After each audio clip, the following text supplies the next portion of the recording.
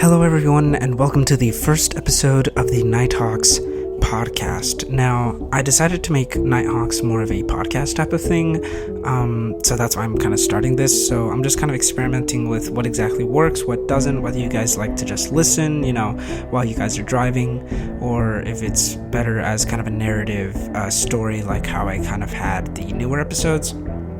But yeah, so this is the first episode of kind of a podcasty kind of thing, and I've done this type of stuff before, but I've never actually done it for the channel, so I hope you guys enjoy.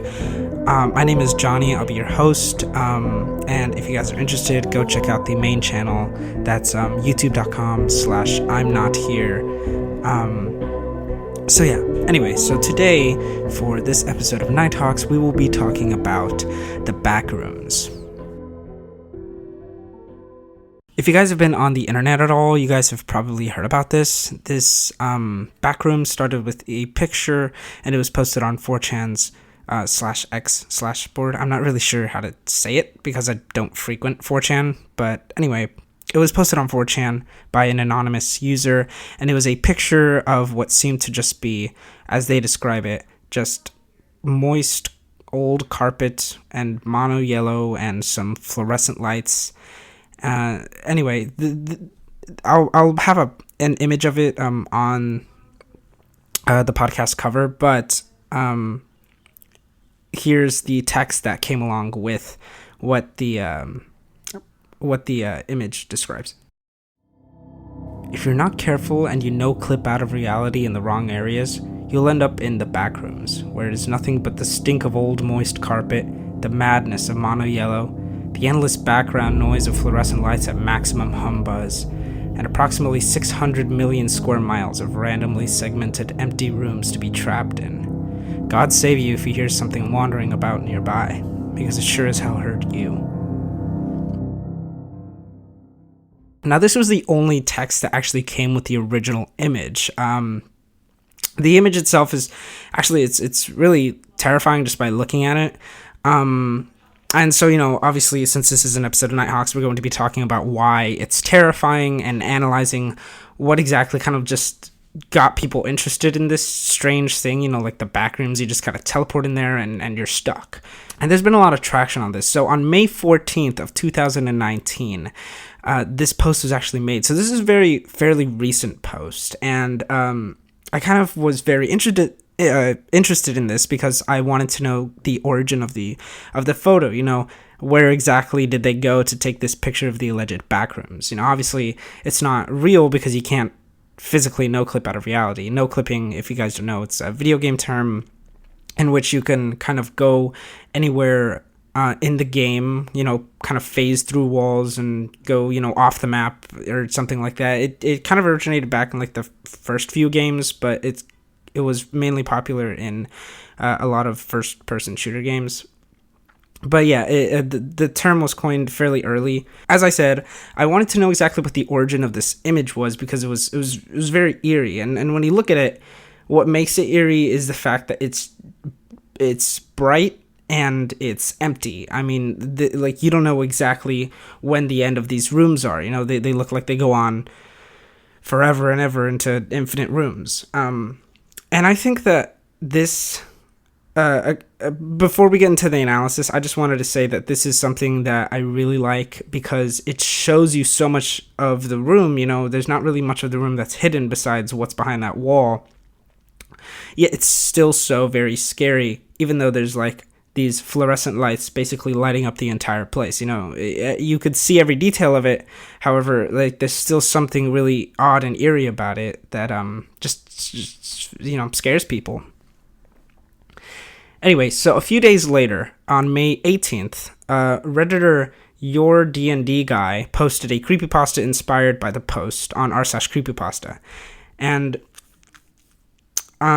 basically, on May 19th, there was also some other person on Twitter, Big Bunny, it's at Gearbox Gunman. He also did kind of like a video game or a video showing like what exactly the Backrooms were, and with nothing but the caption just being infinite. So, a lot of people were interested by this, and it was, it was fascinating, but obviously, if, like I said, if you guys are on the internet at all, this kind of became a lot of like memes. A few notable ones. There's this one right here by, let me pull it up, Danny Stoner at DST_000. He says, "Good heavens, I wish I lived in the, quote, backrooms. Comfy carpet that lets you walk barefoot or with socks. Yellowed green rooms with 90s styled wallpaper. Good light that lets you do important things when needed. Without unnecessary furniture. Less is more. And you're alone." Now, it's obviously, funny because you're thinking, oh, the backrooms is someplace that you don't necessarily really want to go. But, a lot of people just make kind of memes about it. I don't know. It's just, it's funny, but we're here to talk about what makes it creepy and why it gained such a big popularity of just being this picture of these empty yellow walls filled with fluorescent lights.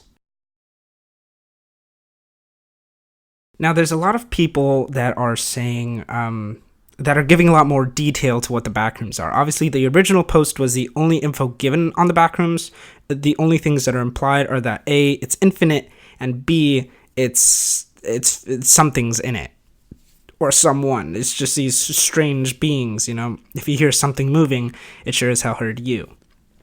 So a lot of people started adding on to this, and so there's a list on Amino for the conspiracy theories talking about the backrooms, and there's a list on how to survive these different levels. Apparently there are 2 levels that have only been discovered by humans. There's the first level, which is from the picture. It's just nothing but room after room, and it's just blank and yellow and just horrible and kind of just this very ominous tone. But then there's a second level, which is described as being kind of filled with poles and tubes or pipes, kind of more of like an industrial-looking place, which is, not necessarily something that you want to be in, but kind of when you pass that point, you're kind of stuck because there's not really any way that you can kind of revert back to going back into reality.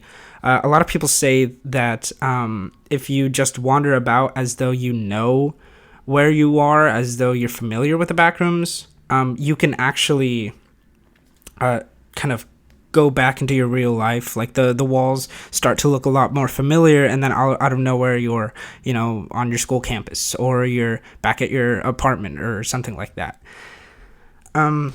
But like I said, these are all kind of just things that were added on to it that just kind of make it a lot more interesting, rather than things that were actually said by the original poster, who we don't even know who he is. So the list that I was talking about on how to survive the first level is, the first thing is to avoid all contact with humanoid beings. Now, a lot of people say that what is in the backrooms, like the beings and stuff, like these strange creatures, a few of them are humanoid, kind of like crouching and, just kind of move around. So, yeah, apparently these beings are described as, looking like humans. So that's something interesting, I guess. But it may also make you wonder, like, oh, what if those were just humans that went into the backrooms that just couldn't get out? If you hear any sounds or something is nearby and can hear you. So, yeah, pretty much kind of what's described. Avoid staring at the lights. Not necessarily sure what this does, but interesting. Do not fear the backrooms. That's also kind of what was stated as, like, once you feel like you're comfortable with the backrooms, you just kind of somehow noclip yourself back into reality, I guess. So that's interesting. That's kind of consistent. Remember who you are and where you're from. Keep count in your head. I'm assuming like keep count of, how long you've been there, and keep from making any contact with the walls. So that's kind of interesting. Obviously, this is just this one person, and maybe they've been kind of reading a lot more of what other people had to say. But yeah, so that's very interesting information. But there's still not a lot to go off of. However, there was one video on YouTube. Let me pull it up. But there's one video on YouTube, and one of the comments stated that you really don't want to add too much of something that is so successful for being unknown. We'll be analyzing exactly why the Backrooms are so terrifying, at least to the first people who interact with them. So let's go to that video and see exactly what the person said, and why exactly this kind of horror of the Backrooms is starting to turn more into a meme rather than actual horror.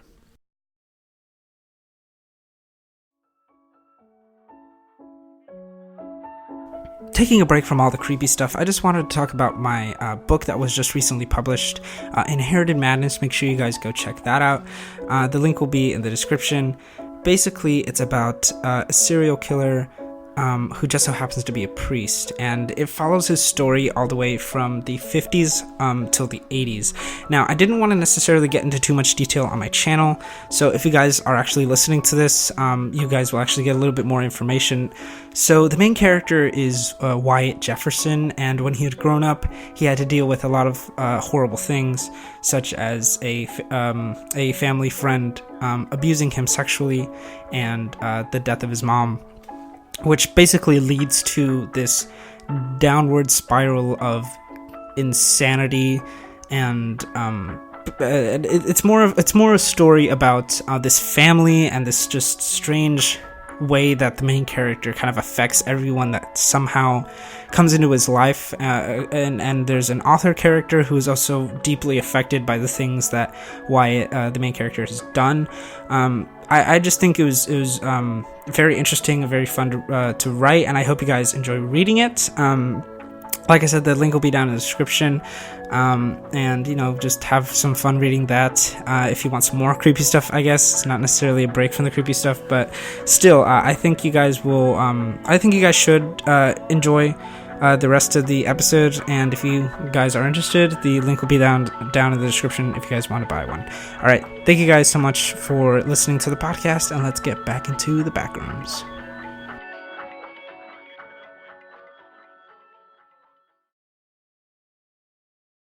So as I went back to the video and reading the comments, I actually kind of noticed something interesting. The description of the video's uploaded by Fright Night, with a K as in night, and then it's titled Exploring the Terrifying, quote, Backrooms. The description I'll be reading right here, it says, "We have all experienced it. You have a dream where you enter into a room, and as you walk through the room, you see a doorway into another room that will only lead into another room, then into another room. Not looking back, you keep going into room after room. This could be a dream or a real live event," I'm assuming is what he meant to say, where you accidentally noclip out of our realm into the Backrooms. So as I keep on reading, a lot of people are actually, saying how it's another thing that kind of makes it scary and interesting is that everyone has had it. So it's a shared experience, kind of like if you remember, what was the name of that creepypasta, in which it was a TV show that only a select few remember. It was like a kid's show. The pirate, I can't remember the specifics, but the thing that made that scary is that only like a specific few amount of people remember it. And then you find out that they were just like looking at static the entire time. So it's like, what exactly were we remembering as we were just watching that static? It's kind of like that. And somebody else had always said, like, in 2012 we had the like, have you ever dreamed this man? And then in 2019 we have Backrooms. So kind of like I guess it's like, oh, I remember that because everyone else kind of remembers it. But I think that's kind of interesting, kind of plays into the psychology of the horror. It's like, as long as you remember it, that's what makes it scary. It's like you might not actually remember it, but just kind of the feeling that, oh, I've been there, may also be kind of eerie. But yeah, just a little bit of that. Still looking throughout the comments, I can't necessarily find the original, but still, it is something to think about. How a lot of people are explaining how it can't be as terrifying if you explain it too well. Now let's get more into the analysis. So I think personally the Backrooms remind me of something, my favorite horror movie, and that's The Shining. Obviously, a lot of people have probably seen it. If not, then please go watch it. It's actually a really, really great horror movie. Pretty much kind of formed a lot of horror movies since then.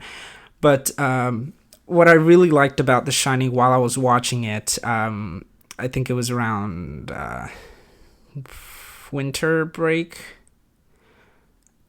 It was about winter break when I had come back on campus and I was just watching it for shits and giggles. While I was watching it, obviously there's that sense of kind of endless dread while you're in the Overlook Hotel. Kind of everything inside of it is very brightly lit by the sun outside. It's all nice white light, and you can see everything in the room. And like the main hallways and the main room are like huge and endless, and kind of these images of kind of this big room and Jack kind of following you around. You kind of feel like even like being out in the open, you could see Jack right there on the other side. Yet somehow it's still uncanny because he's far away at the very end of the hall, or he's at the very end of the ballroom or something like that. And I think that kind of very exactly where you are, and if you're going to open that door, it's just going to lead to another room, and then with another door that leads to another room. It's much like that kind of exactly what the Backrooms are like. That it's a maze, and that it goes on infinitely.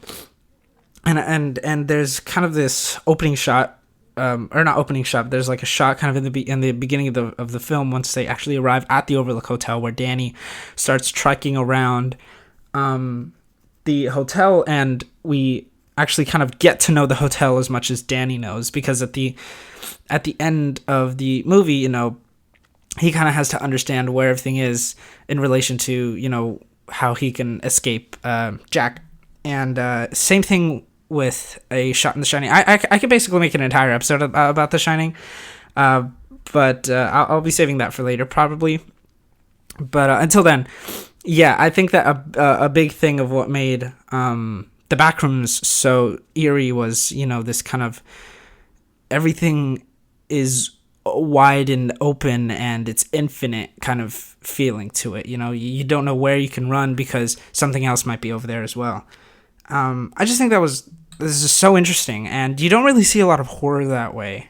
Now that we explained the kind of infinite horror, the horror of something being infinite and never actually getting to the end of something, let's get such as like living forever. That's kind of scary because you not only do you see like the death of like all your loved ones and stuff, but also thinking like, if I'm going to live to this point, is there going to be war that I'm going to have to live through? Is there going to be like more death and blah blah blah blah blah? Like it's I think just things being infinite, when we think about space, it's scary because we don't know, what lies in those infinite spaces. And I think that the Backrooms really does channel into that. So now we're going to talk about the unknown aspects of it. We don't necessarily know what these humanoid creatures look like, and we don't necessarily know what they're capable of. And of course, I've talked about this earlier, but this falls into the Uncanny Valley.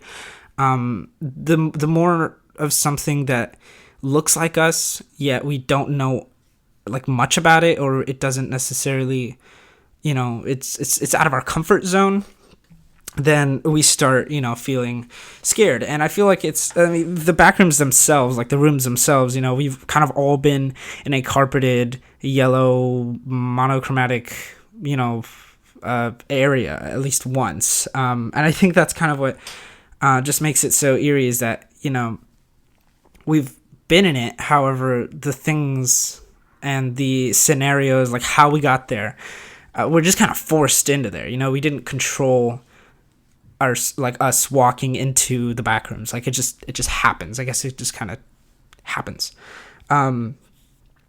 But back to like kind of the unknown thing about it. I think just not like kind of knowing how to get out of it, or probably not knowing how to get out of it, is really eerie. Going back to the original post, like I had said, there wasn't that much information about it, which is what made it really, really eerie. You know, it could like all they said was just, you're in it and you have to find your way out. That's pretty much it. And if you don't find your way out, then I guess, you know, you're kind of fucked, you know. So back to kind of talking about the unknown, the whole aspect of a lot of what Junji Ito does. I've made my first Nighthawks video on YouTube about Junji Ito and about how exactly he uses horror. So go check that out if you guys have not seen that. But a lot of what Junji Ito does about the unknown, like let's talk about Uzumaki, right? The biggest thing about the unknown is that let's say the spiral, you know, we don't know why it's there. We don't know why it's torturing the town or why it's tormenting everyone. And so that's what makes it scary, because we don't know how to stop it and we don't know why it's doing this. And it could be said the same for the Backrooms. We don't know why the Backrooms exist, and we don't know why we somehow find ourselves in the Backrooms, and we don't know how we can get out, and we don't know how we can be safe, you know. So I think it's just fairly interesting how it uses a lot of this, you know, familiarity yet unknown aspect. So it's very much basically like the Uncanny Valley. Same thing with you know, going back to that main guy who is like, oh, have you dreamed about this man? You know, I think that whole thing is kind of, you know, also honing in on this, like, oh, if you've, you know, like you've probably seen this man, like it looks like a man, you know, he has eyebrows, he has eyes, and he has lips, and he has a nose, and he has ears, and he has hair, but it's uncanny because his face is very, you know, clean and pristinely white, and like his eyebrows are very thick and black, and everything's black and white, and there's like no gray, and it's so contrasting, and it looks strange because his lips and his mouth are very like flat and wide, or his eyes are like really huge. Like he doesn't look like a person, yet he still has eyes, and he still has a nose, and he still has features of a human, but it's scary because it's like it just doesn't look like a human. And I think that's kind of the thing about the Backrooms. It's like it looks like a room and it looks like this endless maze, but like what exactly is it? Like how exactly, like, is it, you know, just a part of our psychology? Is it an actual place? You know, I think that like it kind of hones into that uncanniness as much as the original kind of predecessors of it.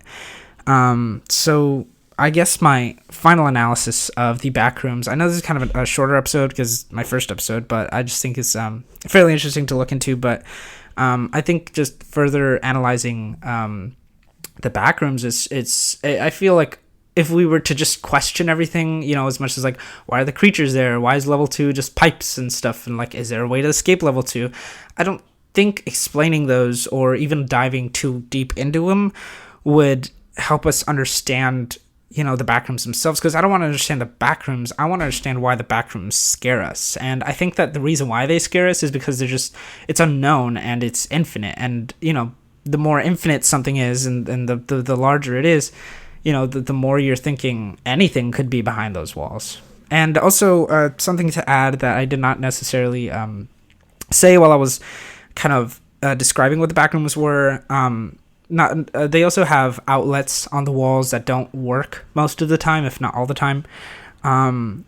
So, you know, like if you brought your phone and it's dying, well, I guess you can't contact anyone, or, you know, something like that. So the second thing that I was going to also talk about the Backrooms is that according to Quora, I guess, if that's like a reliable source, there are about like 57 million square miles on of land on Earth, and Earth itself only has like almost 200 square miles of kind of surface area.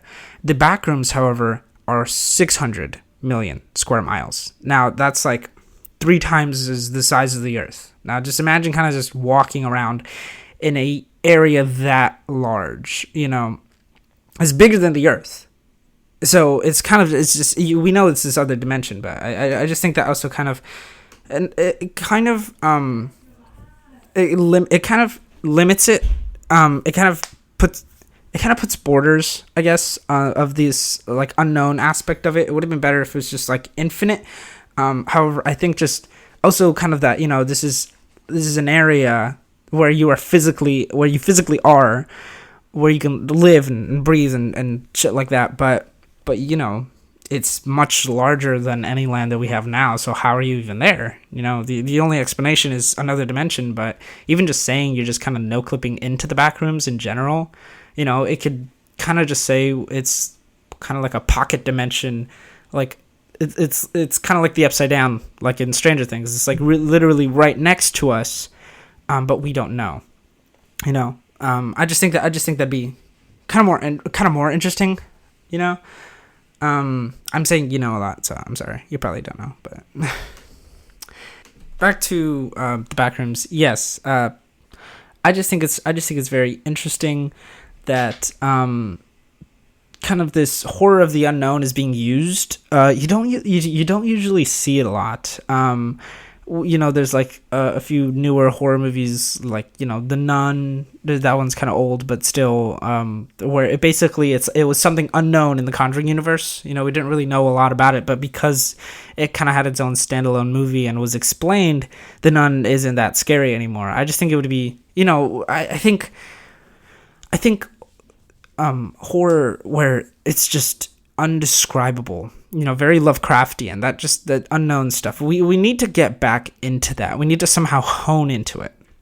And I think that, the Backrooms did a really great job of that. And a lot of people are comparing the Backrooms to an SCP. And we will be talking about SCPs in another episode. I have that planned in. But there's so much to talk about with the SCPs. But there's one SCP that a lot of people are comparing it to, and that's SCP-3008, and that's the IKEA. So basically, just to go really into it, just to kind of not give too much detail, just to touch it a bit. SCP-3008 is basically this like infinite IKEA, where there's like these workers with like no faces, and they just kind of go around, and it's eerie. It's pretty funny, but honestly, I think that the Backrooms are much like this. You can't necessarily find an exit door, and everything's well lit. It's an IKEA, like you can see everything. It's not like super dark, and I just think that's such an interesting concept, and I will be talking about SCPs a lot more in another episode. Also talking about like what my favorite SCP is and all that kind of stuff. But just kind of look out for that. I guess is kind of the only thing that I have to say for that. But there's a lot of similarities, between like the humanoid creatures in the SCP universe and the humanoid creatures in the first floor of the Backrooms. Are the Backrooms like an SCP that just hasn't been logged yet, or maybe it already does exist, or we don't know, because there's just so many of them. But on that note, my name is Johnny, and this has been the first episode of NIGHTHAWKS. The NIGHTHAWKS podcast. Make sure you guys give a follow and go check my YouTube channel if you guys want more of this kind of content. I just decided that talking about it kind of in a rant, kind of like just describing what it is and then explaining why it's so scary. I just think it's so much more fascinating as a podcast than as a YouTube thing. Because I feel like I could just kind of just talk and ramble, and I feel like you guys are probably tired of hearing my voice, but yes, so thank you guys so much for listening, and just make sure that you keep on reading stuff that keeps you up at night.